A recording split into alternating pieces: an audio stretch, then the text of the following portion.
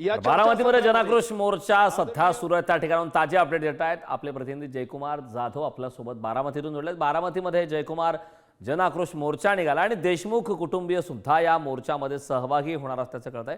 काय ताजे अपडेट? कारण संतोष देशमुख हत्या प्रकरणी आज 3 महिने पूर्ण झालेल्या तरी देखील मुख्य आरोपी आहेत त्यांना अटक झालेली नाहीये। त्यामुळे बारामतीमध्ये आता जनाक्रोश मोर्चाचे आयोजन करण्यात आलेले आहे। मराठा क्रांती मोर्चाच्या वतीने सर्व धर्मीय मोर्चाचे आंदोलन केलेलं आहे। हा मोर्चा बारामतीतील छत्रपती शिवाजी या ठिकाणी महाराजांच्या पुतळ्याला पुष्पहार अर्पण केल्यानंतर सुरू झालेला आहे। बारामतीतील मुख्य चौकातून हा मोर्चा सध्या नगरपालिकेसमोरील मैदानात त्या ग्राउंडच्या ठिकाणी चाललेला आहे। त्या ठिकाणी या मोर्चाचं रूपांतर हे स्वस्त पद्धत होईल। तत्पूर्वी या मोर्चामध्ये संतोष देशमुख यांचे बंधू धनंजय देशमुख हे सहभागी झालेले आहेत। संतोष देशमुख यांची कन्या देखील या मोर्चामध्ये सहभागी झालेला आहे। नागरिकांकडून विरोध व्यक्त केला जात आहे। सर्व धर्मीय बांधव म्हणजे या मोर्चामध्ये सहभागी झालेले आहेत। हा मोर्चा आता नगरपालिकेच्या दिशेने मार्गदर्शक आहे। आता आपण पाहू शकता की धनंजय देशमुख हे देखील या मोर्चामध्ये सहभागी झालेले आहेत आणि आपल्या या मोर्चा नगरपालिकेसमोर गेल्यानंतर या मोर्चाचं रूपांतर आज बारामतीमध्ये कडकडीत बंद देखील पाळण्यात आलेला आहे। सर्व व्यापारी असतील, सर्व बाजारपेठा असतील, सर्व बंद ठेवण्यात आलेले आहेत। संपूर्ण कडकडीत बंद देखील पाळण्यात आलेला आहे। या मोर्चामध्ये महिलांची देखील संख्या मोठ्या प्रमाणात पाहायला मिळत आहे। बारामतीतील सर्व मराठा समाज असेल, इतर समाजातील सर्व समाज सर्व धर्मीय या मोर्चामध्ये सहभागी झालेले आहेत। तर नक्कीच जयकुमार, खरं तर आपण हे दृश्य जनाक्रोश मोर्चाची बारामतीमधली पाहतोय। त्या ठिकाणी धनंजय देशमुख आहेत, संतोष देशमुख यांची कन्या वैभवी देशमुख आहे, देशमुख कुटुंबीय त्या ठिकाणी उपस्थित आहे। या जनाक्रोश मोर्चाचं पुढचं स्वरूप नेमकं काय असणार आहे?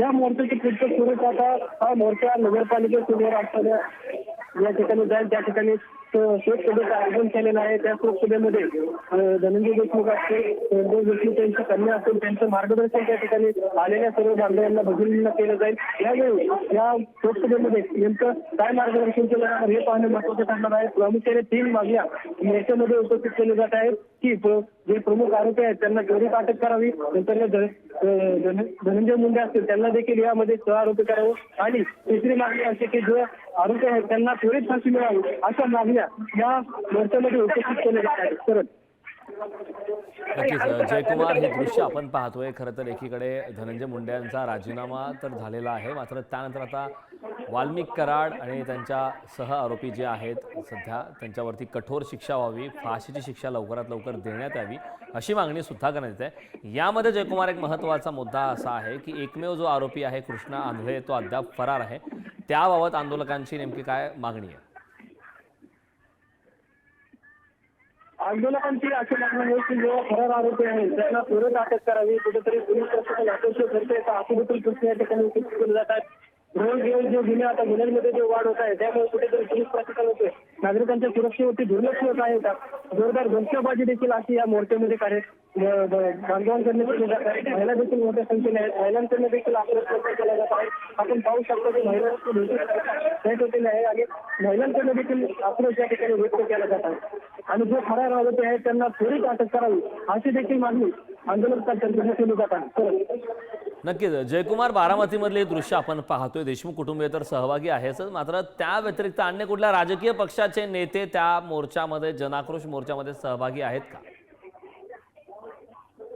नक्कीच आता बारामतीमध्ये युगेंद्र पवार असतील, युगेंद्र पवारांचे वडील श्रीनिवास पवार असतील, त्यांच्या मातोश्री शर्मिला पवार असतील, हे देखील या मोर्चामध्ये सहभागी झालेले आहेत। खरं तर गेल्या काही दिवसांपासून बारामतीमध्ये राजकीय